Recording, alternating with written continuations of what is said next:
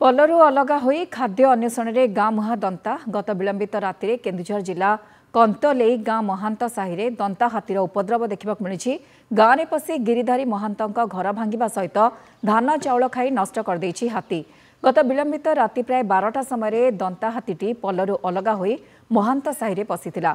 गिरिधारी महांत घर भांगा सहित घरे थिबा धान चाउल और खाद्य सामग्री खाई नष्ट करथिला।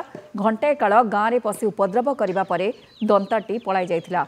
परिवार लोके हाथी उपद्रव देखि भयभीत होई पड़ोशी छात घर उपरकू पलाई जाइथिले। सेपटे कंतेलेई गाँ दाढ़िया साहि पशि सहदेव साहू बाइक को मध्य कचड़ी भांगी देथिला हाथीटी।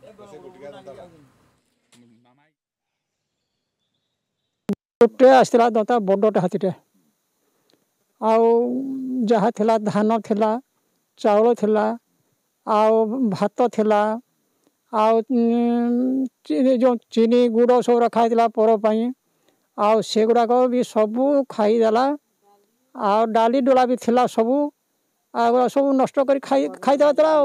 10 रे आसला गुटे 20 रे जाके घर भीतर बाहरिकी जाइछि। धान खाईदेला चाउल भात ओटा थिला चीनी गुड़ छतुआ पैकेट थिला सब खाई देके पड़ला। गछ नष्ट करदेला लंका गछ बैगण गछ। विभूति प्रधान तेलकोई रिपोर्टर आम सहित फोन लाइन में जोड़ी होती। विभूति गोठ छड़ा दंतार उत्पाद देखा मिली बर्तमान दंता कौटी अच्छी दंता जंगल भीतर को पलाई ना स्थानीय अंचल कौटी रही देखु